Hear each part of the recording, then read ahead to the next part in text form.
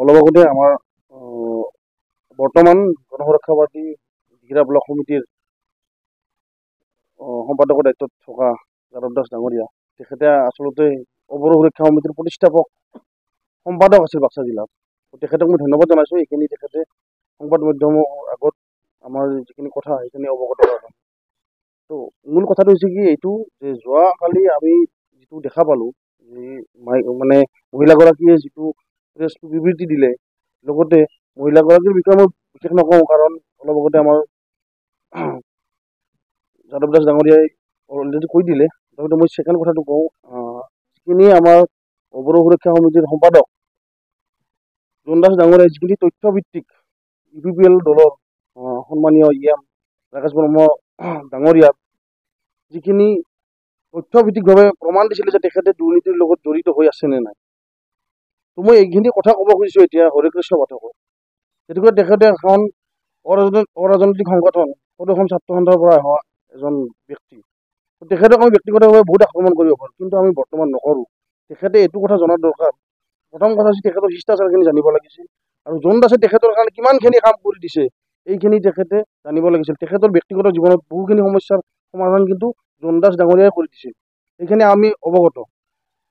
তো কথাটো হৈছে কি তেখেতে যিখিনি যোৱাকালি প্ৰেছমিট দিলে, প্ৰেছমিটত আচলতে কৈছে কি, কোনো ধৰণৰ যিটো ৰাকেশ বৰ্মাক যিটো প্ৰত্যাহ্বান আমাৰ জোন দাস ডাঙৰীয়াই জনাইছিল, সেই প্ৰত্যাহ্বানৰ তেখেতে কাউণ্টাৰটো কি দিলে? কোনো ধৰণৰ সিহঁতৰ হাতত প্ৰমাণ নাই, তথ্য নাই। এনে বেবেৰিং বা কিবা কিবি কৈ ৰাইজৰ মাজত বিভ্ৰান্তি কৰাৰ কাৰণে আপুনি কি ধৰণৰ নেতা? আচলতে হাঁহি উঠিছে আপোনাক। আপুনি নহয় আচলতে পলিটিক্সত আপোনাৰ এইখিনি সাম্যক জ্ঞানখিনি হয়তো নাই, সেইখিনি আমি অনুভৱ কৰিছোঁ। আৰু যদি সেইখিনি আপোনাৰ নাই তেতিয়াহ'লে আমাৰ মাজলৈ আহক, আপোনাক শিকাই দিম। শিকাই দি আপুনি UPPL কৰক, আমাক ক'ব লগা একো নাই। সকলোৰে অধিকাৰ আছে। সংবিধানত এইটো আছে কি যাই যিটো দলত কাম কৰিব খোজে পলিটিকেল পাৰ্টিত, এইটো কৰক, আমি ক'ব লগা একো নাই। আমাৰ অনাবৰো মানুহ যে কেৱল গণসুৰক্ষা পাৰ্টি আছে এইটো নহয়, কিন্তু কথাটো হৈছে কি বাকী বহুত কেইটা দলতো আমাৰ মানুহখিনি জড়িত হৈ আছে। কিন্তু এইটো কথা নহয় যে সকলোৱে নিজৰ নিজৰ কামখিনি কৰক, কিন্তু অৱৰো যেতিয়া সমস্যা হয়, আজি আমাক বেলেগ বেলেগ দলৰ মানুহখিনি আমাক কণ্টেক্টত আছে। যদি জোন দাস ডাঙৰীয়াক আজি আক্ৰমণ কৰা হৈছে, 10,000 মানুহলৈ তেখেতক ঘৰ ঘেৰাও কৰিম বুলি যিটো কথা কৈছে, এইটো কিমানটো যুক্তিসংগত? কাৰণ অৱৰো সুৰক্ষা সমিতিৰ কাৰণেহে আচলতে BTCত স্থায়ী শান্তি প্ৰতিষ্ঠা হৈছিল। অৱৰো সুৰক্ষা সমিতি যেতিয়া ৰাজপথৰ আন্দোলন কৰিছিল তেতিয়াহে স্তব্ধ হৈ গৈছিল, সেইখিনি আপোনালোকৰ জ্ঞাত। তো হৰেকৃষ্ণ পাঠকক মই ক'ব খুজিছোঁ, তো আপুনি মানে কাৰোবাক তৈলমৰ্দন কৰাৰ কাৰণে এনেধৰণৰ কথাটো আপোনাৰ মুখেদি আচলতে হ'ব নাপায়। কাৰণ আমি ভাবিছিলোঁ আপুনি বহুত জনা বুজা এজন ব্যক্তি, কাৰণ আপুনি এটা ভাল এটা সংগঠনত থকা মানুহ আছিলে। কিন্তু কথাখিনি ক'বলৈ আচলতে লাজ পাইছোঁ। আচলতে অৱৰৰ হৈ অৱৰো এজন তেখেতেও নিজেও অৱৰো মূলৰ মানুহ। তো ৰাকেশ বৰ্মা ডাঙৰীয়াই নিজে কিয় তাৰ প্ৰত্যুত্তৰটো দিব পৰা নাই? আজি মণ্টু বড়ো ডাঙৰীয়াই তাৰ প্ৰত্যুত্তৰটো কিয় দিব পৰা নাই? কাৰণ সিহঁতে জানে যে এইটো কৰিলে আমাৰ বিপদ হ'ব, কাৰণ সিহঁতৰ হাতত উপযুক্ত কোনো ধৰণৰ তথ্য পাতি নাই। তো আপোনাক কোনোবাখিনিত হাতিয়াৰ হিচাপে ব্যৱহাৰ কৰিলে নেকি? এইখিনি আপুনি আমাৰ পৰা জানি লওক। হয়তো আপুনি গম পোৱা নাই চাগে, এইখিনি আপুনি জানি লওক যে আচলতে বংশৰ যুঁজ লগাইছে সিহঁতে। আমাৰ মাজতে আমাৰ মহিলাক মাতি নি সিহঁতে আমাৰ মাজত এখন কাজিয়াৰ সৃষ্টি কৰিব বিচাৰিছে, কিন্তু সিহঁতে ক'ব পৰা নাই, কাৰণ সিহঁতে জানে। আৰু যিটো কথা সিহঁতে কৈ আছে প্ৰমোদ বড়োৰ দিনত স্থায়ী শান্তি হৈছে, এয়া নেকি স্থায়ী শান্তি? কোনোবাই তথ্য সহকাৰে যদি দুৰ্নীতিৰ কথা উদঙাই তেতিয়া তেখেতৰ ঘৰ ঘেৰাও কৰে, এইটো কেনেধৰণৰ শান্তি? প্ৰমোদ বড়োৱে আচলতে গুণ্ডাৰাজ চলাইছে নেকি? সন্মানীয় প্ৰমোদ বড়ো ডাঙৰীয়াক মই এইটো আহ্বান জনাওঁ, তেখেতসকলৰ দলৰ যিখিনি কৰ্মী আছে সেইখিনিক তেখেতে এটা জ্ঞান দিয়া দৰকাৰ। যোৱা কিছুদিন আগতে এটা প্ৰেছমিট পাইছিলোঁ, সেই প্ৰেছমিটত মানে এনেকুৱা ধৰণৰ মানে বেলেগ এজন নেতাক এনেকৈ আক্ৰমণ নকৰে। আক্ৰমণ কৰিব লাগিলে এটা শালীনতা ৰাখি আক্ৰমণ কৰিব লাগে, সেইটো জনা দৰকাৰ। যিজন EMে তেনেকুৱা ধৰণৰ কৰিছে তেখেতক মই কৈছোঁ, সন্মানীয় ৰাকেশ বৰ্মা ডাঙৰীয়া, তো আপুনি এইখিনি জনা দৰকাৰ যে এটা সংবাদ মাধ্যমক সম্বোধন কৰি আপুনি মানুহৰ লগত এই কাজিয়া নহয়, কিন্তু এই যে ৰাজপথত কাজিয়া লাগে এইটো নহয়। আপুনি ভাল ভাষাৰে ভাল কথাৰে আপুনি আক্ৰমণ কৰক, তাত ক'বলগীয়া নাই। কিন্তু কোনোবাই গাহৰি মাংস খাইছে, কোনোবাই মদ খাইছে, ব্যক্তিগত জীৱনত আপুনি কিয় কৈছে? আপোনাৰতো ব্যক্তিগত জীৱনত আমি কোৱা নাই। গতিকে সদশেষত মই এটাই কথা কওঁ, যিগৰাকী মহিলাই যোৱাকালি বাইট দিছিলে সেই বাইদেউগৰাকী তৰুলতা বাইদেউগৰাকী আৰু লগতে হৰে কৃষ্ণ পাঠক ডাঙৰীয়া, আপোনালোকক কওঁ যে BTCত এতিয়াও অবৰৰ শক্তি শেষ হৈ যোৱা নাই। অবৰ সুৰক্ষা সমিতিৰ গৰ্ভত জন্ম লাভ কৰিছিল গণসুৰক্ষা পাৰ্টি, কিন্তু গণসুৰক্ষা পাৰ্টি এতিয়া ইমানো দুৰ্বল হৈ যোৱা নাই, ডেকা শক্তি এতিয়া জাগিছে। আজি আপুনি কৈছে 10,000 মানুহলৈ আপোনালোকে জোনদাস ডাঙৰীয়া ঘৰ ঘেৰাও কৰিব। যদি নোৱাৰে, যদি পাৰে দেখাই দিয়ক, আপোনালোকে 10,000 নহয় 2,000 মানুহলৈ দেখাই দিয়ক। যদি নোৱাৰে, এইবাৰ BTCত ডেকা শক্তি জাগিছে, আপোনালোকৰ ঘৰত 20-30,000 মানুহ লৈ আমি আপোনালোকৰ ঘৰ ঘেৰাও কৰিম। দ্বিতীয়বাৰ আপুনি BTCত সোমাব নোৱাৰে, এইখিনি মই সকীয়াই দিছো। সংবাদ মাধ্যম ডাঙৰীয়াসকললৈ আমি ধন্যবাদ জনাইছো। আজি বিশেষভাৱে আমি এটা প্ৰেছ মিটৰ আয়োজন কৰিব লগা হ'ল।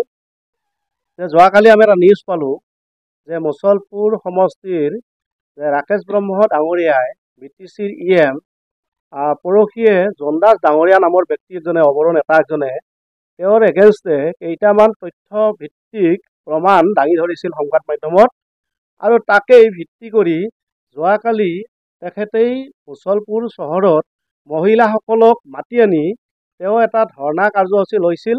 প্ৰেছ মিটৰ যোগেদি আমি দেখিবলৈ পাইছিলোঁ যে জোনদাস ডাঙৰীয়া তেখেতে কৈছে, মহিলাগৰাকীয়ে কৈছে যে জোনদাস ডাঙৰীয়াই কোনো ধৰণৰ অবৰৰ নেতা নহয়, জোনদাস ডাঙৰীয়াই অবৰৰ কাৰণে মানে দালাল সদৃশ বুলি তেওঁ যিটো মন্তব্য দিছে তাক আমি প্ৰতিক্ৰিয়া কৰিছোঁ অবৰৰ ৰাইজৰ স্বাৰ্থত, অবৰৰ জাতিৰ স্বাৰ্থত। গতিকে আমি তেখেতক এটা প্ৰত্যাহ্বান জনাবলৈ খুজিছোঁ আজি এই প্ৰেছ মিটৰ যোগেদি, যে তেখেতে যি মন্তব্য দেখিছোঁ, যে তেখেতে যি মন্তব্য কৰিছে প্ৰেছৰ আগত, যে আমি তেখেতক এইবাৰ প্ৰত্যাহ্বান জনাবলৈ খুজিছোঁ যে ৰাকেশ ব্ৰহ্ম ডাঙৰীয়াই তেওঁক যিটো কথা কৈছিল যে জোনদাস ডাঙৰীয়াৰ এগেইনষ্টে 10,000 মানুহ লৈ তেওঁৰ ঘৰ মানে ঘেৰাও কৰিব, মহিলাসকলক লৈ যায়, যে সেইগৰাকী মহিলাক আমি প্ৰত্যাহ্বান জনাবলৈ খুজিছোঁ আজি এই মঞ্চৰ জৰিয়তে, এই প্ৰেছ মিটৰ জৰিয়তে, যে অবৰৰ ৰাইজ আজিও মৰি যোৱা নাই, অবৰৰ ৰাইজৰ ভেটি আজিও সুদৃঢ় হৈ আছে, অবৰৰ ৰাইজৰ স্বাৰ্থত জোনদাস ডাঙৰীয়া আজিও আছে।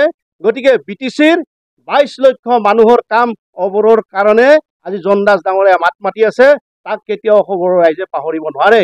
গতিকে সেইগৰাকী মহিলাক মই প্ৰশ্ন কৰিব খুজিছোঁ যে ৰাকেশ ব্ৰহ্ম ডাঙৰীয়াৰ আপুনি এজেণ্ট, কিমান টকা লৈ আপুনি ৰাকেশ ব্ৰহ্ম ডাঙৰীয়াৰ হকে এই প্ৰেছ মিট দিছি? গতিকে আপুনি এজন অবৰৰ নেতা নহয় নেকি? আপুনি অবৰৰ একজন মাতৃ নহয় নেকি? অবৰৰ একজন আপুনি মাইকী নহয় নেকি? যদি সঁচাকৈ অবৰৰ আপোনাৰ যদি তেজ আছে তেনেহ'লে এই মন্তব্যৰ পৰা আপুনি বিৰত থাকক। কাৰণ আমি অবৰৰ ৰাইজে এতিয়া সজাগ, অবৰৰ ৰাইজে কিন্তু সজাগ। অবৰৰ ভেটি আপুনি নাভাবিব, কেইজনমান মহিলাক লৈ গৈ UPPLৰ ডাঙৰ নেতা হোৱাৰ কাৰণে আপুনি যি প্ৰেছ মিট দিছি তাক আমি প্ৰত্যাহ্বান জনাইছোঁ। আপোনাৰ কাৰণে আমি এতিয়া জাতিটোৱে লাজ পাইছোঁ। অবৰৰ নেতাৰ কাৰণে আপুনি বিদ্ৰোহ মন্তব্য দাঙি ধৰিছে। আপুনি যেনেকৈ কথা কৈছে অবৰৰ জাতিৰ মাতৃসকলে আপোনাক ঘৃণা কৰিছে, কাৰণ আপুনি এজন সঁচা অৰ্থত যদি অসমীয়া হয়, সঁচা অৰ্থত যদি অনাবড়ো হয়, আপুনি এই কথা ক'ব নোৱাৰে। কাৰণ জাতিৰ কাৰণে, অবৰৰ জাতিৰ কাৰণে, অবৰৰ মাটিৰ কাৰণে, অসমৰ অবৰৰ ভাষাৰ কাৰণে বহুত কিন্তু শ্বহীদ হৈছিল, সেই কথা আপুনি পাহৰি নাযাব। আপোনাৰ ঘৰৰ কাষৰ মনোজ দাস ডাঙৰীয়া শ্বহীদ হৈছিল অবৰৰ কাৰণে, অবৰৰ কাৰণে মাত মতাৰ কাৰণে মুছলপুৰ চহৰত শ্বহীদ হৈছিল, আৰু সেই কথা আপুনি পাহৰি নাযাব। আপুনি আজি দম্ভালি মাৰি কৈছে যে মই দখনা পিন্ধা নাই, সঁচা কথা, আপুনি দখনা পিন্ধিব নালাগে, কিন্তু অবৰৰ যদি আপুনি ক্ষতি কৰে সেইটোকে আপোনাক বুজাব যে আপুনি দখনা পিন্ধিছে। ৰাকেশ ব্ৰহ্ম ডাঙৰীয়াৰ জোনদাস ডাঙৰীয়াই যি কথা কৈছিল আইনী প্ৰক্ৰিয়াৰ মাজে যাব পাৰে। জোনদাস ডাঙৰীয়াই যদি তাত তথ্য ভিত্তিক যদি প্ৰমাণ দিব নোৱাৰে তেনেহ'লে তাত আপুনি মাতিব পাৰে।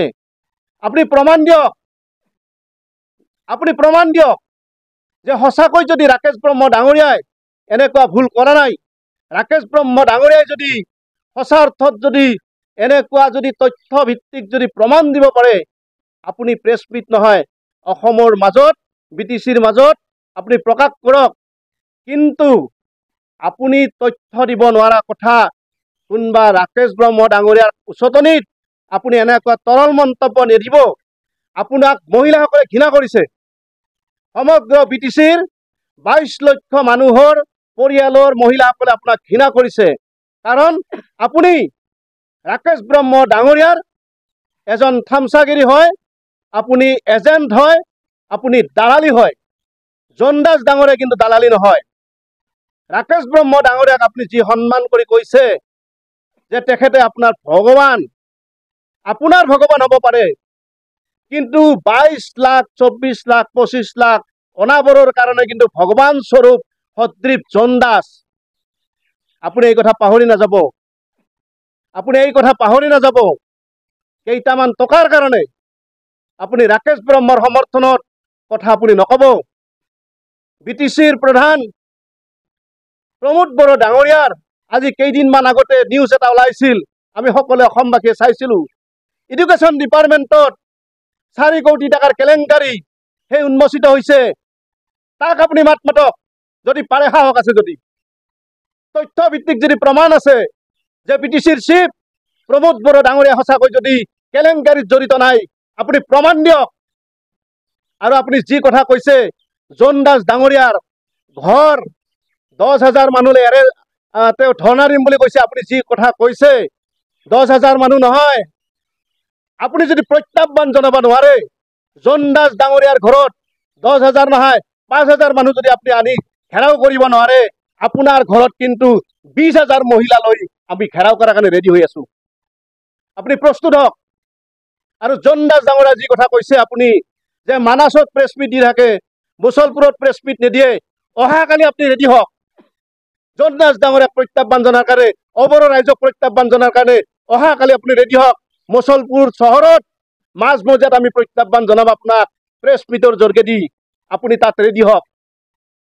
এনেকুৱা মন্তব্য, তৰল মন্তব্য, থামচাগিৰি কৰি অবড়ো ৰাইজক আপুনি লাজ নিদিব। আপুনি নিজে লজ্জিত হৈছে, কাৰণ আপোনাক অসমীয়া বুলি জানে, আপুনি দখনা নিপিন্ধা বুলি জানে। গতিকে আপোনাৰ এই মন্তব্যই আপোনাক কিন্তু যথেষ্ট তললৈকে নামাইছে। আপুনি নিজে লজ্জিত হৈছে, কাৰণ আপোনাক অসমীয়া বুলি জানে, আপুনি দখনা নিপিন্ধা বুলি জানে। গতিকে আপোনাৰ এই মন্তব্যই আপোনাক কিন্তু যথেষ্ট তললৈকে নামাইছে। অবড়ো ৰাইজৰ স্বাৰ্থত, অবড়ো ৰাইজৰ কাৰণে অবড়ো ৰাইজ সদায় আছে। আপুনি পাহৰি নাযাব। আপুনি পাহৰি নাযাব। আপোনাৰ ঘৰৰ সন্মুখত মনোজ দাস শ্বহীদ কিয় হৈছিল? আপুনি পাহৰিব পাৰে নেকি? মনোজ দাস কিহৰ কাৰণে শ্বহীদ হৈছিল? এই অবড়ো জাতিৰ কাৰণে, মাত মাতাৰ কাৰণে এই মনোজ দাস কিন্তু শ্বহীদ হৈছিল আপোনাৰ ঘৰৰ সন্মুখত। মোৰ লাজ লাগিছে আপোনাক দেখি। যোৱাকালি আপোনাক দেখি লাজ লাগিছে যে এনেকুৱা মন্তব্য আপুনি দিব বুলি মই ভবা নাছিলো। আপোনাক ইউপিপিএল কৰক, আমি বেয়া নাপাওঁ। ৰাজনৈতিকভাৱে অধিকাৰ আছে, আপুনি ইউপিপিএল কৰক। কোনোবা অসমীয়া মানুহে যায় BPF কৰক, আমাৰ তাত ক'বলগীয়া নাই। কিন্তু সঁচা অৰ্থত যদি জাতিৰ কাৰণে কলংকিত হৈ যদি মন্তব্য দিয়ে, আপোনাকো কিন্তু সোধাই নেৰে অসমীয়া জাতিয়ে, অনাবড়ো ৰাইজে সোধাই নিদিয়ে। কাৰণ ইয়াৰ প্ৰত্যাহ্বান অবড়ো জাতিয়ে ইয়াৰ আগতে দি আহিছো। আপোনাৰ সন্মুখত, আপোনাৰ চোতালত অবড়োৰ ৰাইজে হাজাৰ হাজাৰ মানুহ গৈ তাত প্ৰত্যাহ্বান জনোৱা হৈছে। আপোনাৰ মনত পৰে নে নপৰে নাজানো। গতিকে আপুনি সচেতন হওক, সজাগ হওক। এই প্ৰত্যাহ্বান আপুনিও যদি পাৰে আমাক দেখুৱাওক। যোৱাকালি যিবিলাক মহিলাক আপোনালোকে লৈ গৈছিল, সেই মহিলাসকলে আমাক কৈছে, আপোনালোকে যে তাত গোটবিলাকক মাতিছিল টকা দিম বুলি, পইচা দিম বুলি, আৰু তাক পইচা টকা নিদিয়ে আপোনালোকে কৰিছে কি? প্ৰেছ মিটত ব্যৱহাৰ কৰিছে। সেইবিলাক মহিলাই কিন্তু আমাক আহি কৈছে যে জোনদাস ডাঙৰীয়াৰ কাৰণে এনেকুৱা প্ৰেছ মিট দিব বুলি আমি ভবা নাছিলো, আমাক মাতিছিল এই ধৰণৰ। আপোনাৰ লাজ লগা নাই? আপুনি এজন খাঁটি অসমীয়াৰ ছোৱালী, আমাক দেখিয়ে লাজ লাগিছে যে অবড়োৰ কাৰণে আপুনি ইমান শত্ৰুতা কৰিব পাৰিব। অবড়োৰ শ্বহীদ হৈ গৈছে, জাতিৰ কাৰণে শ্বহীদ হৈ গৈছে। আপুনি যিমান যে সঁচাকৈ যি তললৈ নামিব পাৰিব আমি ভবাই নাছিলো। আপুনিতো বড়ো নহয়, আপুনিতো বড়ো নহয়। গতিকে এজন ব্যক্তিক আপুনি দেখুৱাই দিব লাগিছিল যে দখনা পিন্ধা মহিলাই যদি অবড়োৰ কাৰণে এনেকুৱা জাতিদ্ৰোহী মন্তব্য দিলেহেঁতেন আমি ভাবিলো সঁচাকৈ যে বড়ো অবড়ো সংঘাত আছে। কিন্তু আপুনি কিয় দিছে? ৰাকেশ ব্ৰহ্ম ডাঙৰীয়াৰ পৰা আপুনি কিমান টকা লৈছে এনেকুৱা মন্তব্য কৰাৰ কাৰণে? আপুনিও সাজু হওক। জোনদাস ডাঙৰীয়াক যেনেকৈ কৈছে আপুনি ঘৰ ঘেৰাও কৰিম বুলি, আপোনাৰ তাতো আপুনি 10 কৈছে, আপুনি 20ৰ পৰা 30,000 মহিলা লৈ আপোনাৰ ঘৰ ঘেৰাও কৰিম বুলি আমিও ৰেডি হৈছো। আপুনি সজাগ হওক, আপুনিও সজাগ হওক। গতিকে ৰাইজ, এই BTC ৰাইজে কেতিয়াও ভুল নাযায়, জানে যে অবড়োৰ কেইজনমান লিডাৰক তেখেতসকলে টকা পইচা লৈ যাই বিক্ৰী কৰিব বুলি আমিও সচেতন হৈ আছো।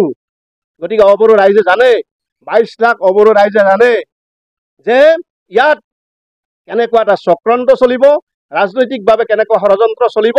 গতিকে এই অবড়ো ৰাইজে জানে। তথাপিও কিন্তু অবড়ো ৰাইজে বিচলিত হোৱা নাই। অবড়ো জাতিৰ কাৰণে সদায় মাত মাতিব, অবড়ো ৰাইজৰ কাৰণে সদায় থাকিব। অবড়ো জাতিৰ স্বাৰ্থত, মাটিৰ স্বাৰ্থত, ভাষাৰ স্বাৰ্থত সদায় আন্দোলন কৰিম, সদায় মাত মাতিম আৰু তেজ থকালৈকে আমি আন্দোলন কৰিম প্ৰয়োজন হলে। এইখিনি মোৰ ক'বলগীয়া।